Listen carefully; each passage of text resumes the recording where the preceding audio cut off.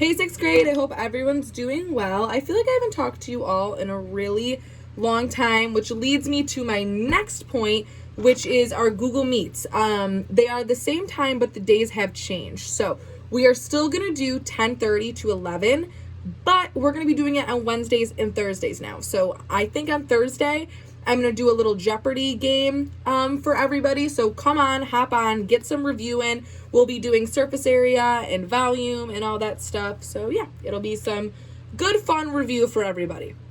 So let's just get right into it. Today your lesson was Module 5, Lesson 19A. You are officially at the end of your module. You finished Module 5. You've done a lot of lessons, like almost, I don't know if it's been all 19, but you've done a lot of lessons via distance learning, and you've all done a great job completing it. So you should all be very, very proud of yourselves. So yeah, now that my little pep talk is done, let's just get right into the lesson.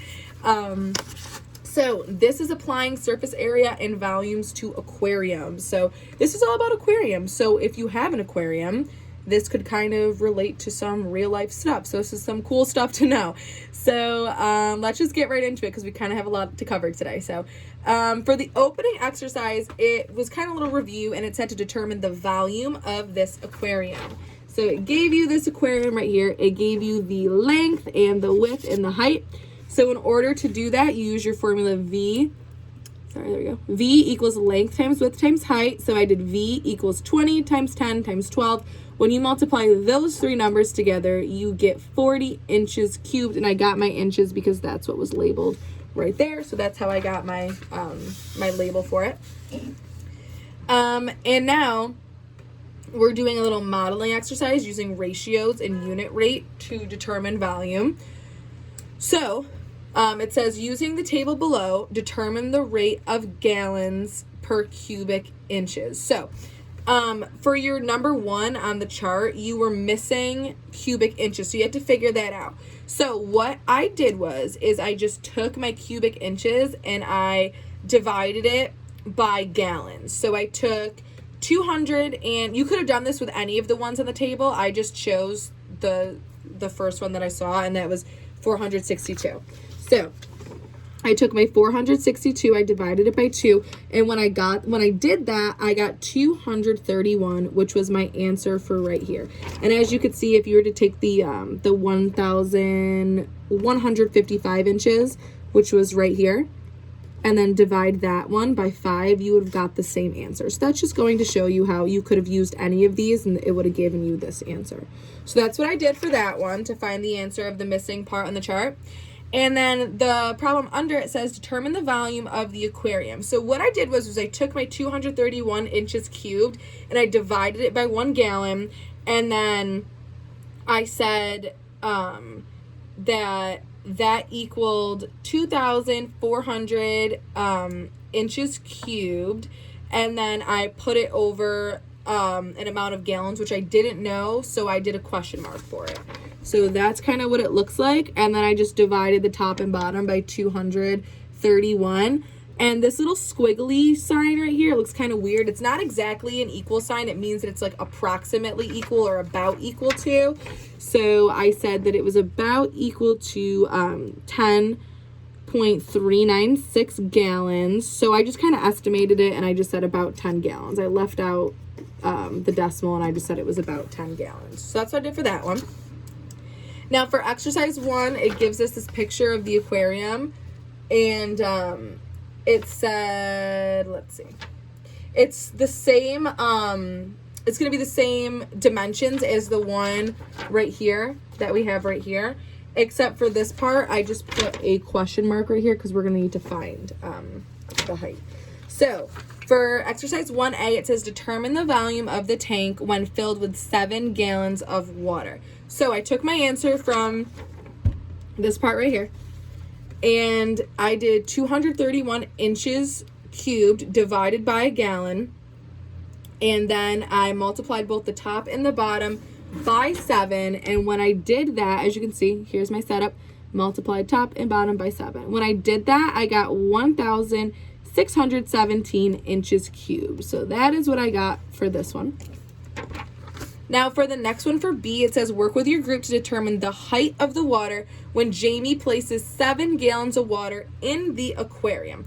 So I know that my length is going to be 20 and my width is going to be 10, but I don't know my height. So I'm leaving that part blank. I'm just putting an H there. And here's what I did from here.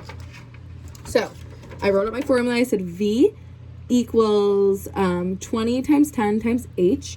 And then I knew that my volume, V, was 1,617 for my answer up here. So I brought that answer down to here because this was the volume that we found, and now we're bringing it down here. And then I did 1,617 equals 20 times 10 times H because the height is unknown. So I'm just leaving it as H. And then I did my math right here, and I brought down my H. We can't forget it. We got to bring it right down. So when you do 20 times 10, you get 200 H. And then I just went ahead and I brought this down. And then I divided each side by 200. And I got 8.085 equals H. So that was what I got for my height. So that was your answer for that one. Now for exercise 2, it says, use the blank table from example 1. So we're using this from example 1 to determine the volume of the aquarium if Jamie pours 3 gallons of water into the tank. So it kind of made it seem more complicated, but literally all you're going to do is you're going to go and look, see where 3 gallons is, go across to this number, and that's what your answer is going to be. And I just put a little star right here saying that I used the chart for that, and the label would be inches cubed. So that's what that one is. And now B says, use the volume formula to determine the missing height dimension. So even though we know our height dimension, it was labeled right here, we're pretending like we don't know it now. So I'm doing V equals length times width times height. I took my 693, because this is what we're working with for 3 gallons of water now. And I did 693 equals 20 times 10 times H. And I did the same thing that I did up here. So I just went ahead and I brought this down. I multiplied these two numbers together to get 200H. And I divided each side by 200. And that gave me 3.465 equals height. And your label for that was also inches. So that was that one. Not too bad. This is kind of like a review of what you've been learning. It's a lot of using length times width times height. So let's go on to exercise 3 now. It says, using the table below, determine the unit rate of liters to gallons. So again, you're literally just gonna do the same thing that you did. You could have picked any of these. You could have picked to do 7.57 divided by 2, or you could have done 15.14 divided by 4. That's what I did when I divided both the top and the bottom by 4. I got an answer of 3.785 written real tiny up there. That was my answer. Now, using that conversion that I just did, I need to determine the number of liters that's going to fit in a 10-gallon tank. So I'm going to set up a little equation for this. So I'm taking the number that I just got, my 3.785 liters, and I'm dividing it by 1 gallon. So we don't know how many liters is in our 10 gallons, but we do know that it wants us to find 10 gallons. So I'm labeling the bottom 10 gallons. I'm then going to multiply both the top and the bottom by 10. And when you do that, you get 37.85 liters. And that was your answer.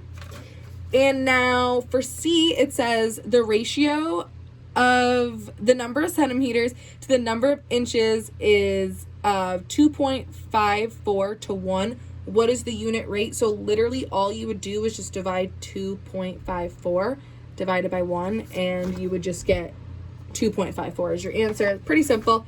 And now we have another chart where we're going to be doing conversions. So D says, using this information, complete the table to convert the height of water in inches to the heights of the water in centimeters. Jamie will need for his project at home. I cannot read today.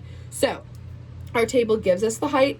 The first example tells us how to convert, and then it gives us the height in centimeters. So for this one, let's go over this. So for this one, it says we have 2.54 centimeters over 1 inch times an inch.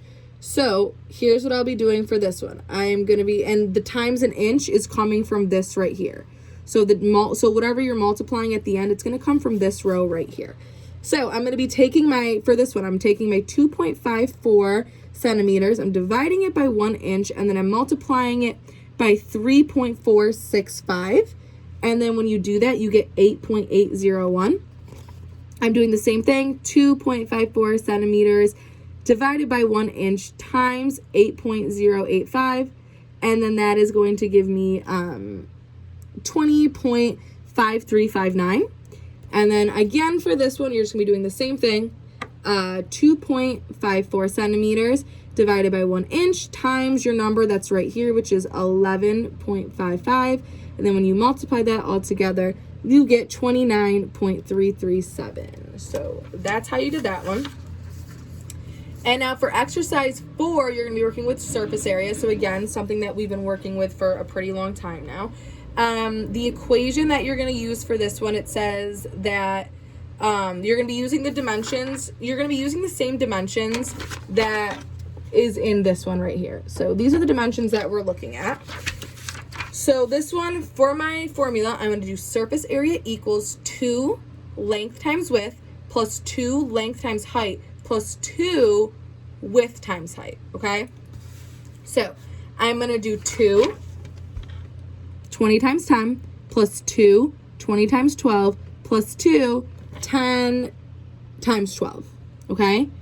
And then, like I said, you're going to do what's in parentheses first. So go ahead and multiply what's in your parentheses. You should get 200, 240, and then 120. And don't forget to bring down these 2's because we got to add them. So now I'm going to multiply. And by add them, I mean add them add them down here. Sorry. And then are you going to multiply 2 times 200 gives you 400. 2 times 240 gives you 480, and then 2 times 120 is going to give you 240. Now you're going to add these 3 numbers together, and you're going to get 1,120 inches squared, and that is going to be your answer for finding the surface area. Now for B, it says that we do not include the measurement of the top of the aquarium since it's open without glass and does not need to be covered with film. Determine the area of the top of the aquarium and find the amount of film the manufacturer uses to cover only the sides, front, back, and bottom. So I'm doing top equals length times width. So I'm just going to use my length times width. So as you can see, my length is 20 and my width is 10. So that's what I'm working with here. So I have top equals length times width. So my length was 20, my width was 10. Multiply those two together. You're going to get 200 inches squared. And then I said the surface area of the aquarium without the top. So this would be the top. So I'm going to take my number that I got here and then take my number that I got right here. And I'm going to subtract the 2. And then you're going to get 920 inches squared for that one. And then last but certainly not least, we have C. And it says, since Jamie needs 3 aquariums, determine the total surface area of the 3 aquariums. So I know that if I'm trying to find it without the top, I have 920 inches squared, and he wants 3. So I'm going to take my 920 inches squared, multiply it by 3, and you should get, right down here, 2,760 inches squared. And that's what that looks like. So that was your lesson for today. It wasn't too bad. It was kind of a lot of review of just using your knowledge on length times width and height and surface area and really reading the problems. Don't forget to read the problems because they do give you a lot of information. I know it can get kind of confusing, but yeah. So that was your lesson for today. Don't forget we do have a Google Meet, and I will hopefully see you all very soon. Have a great day.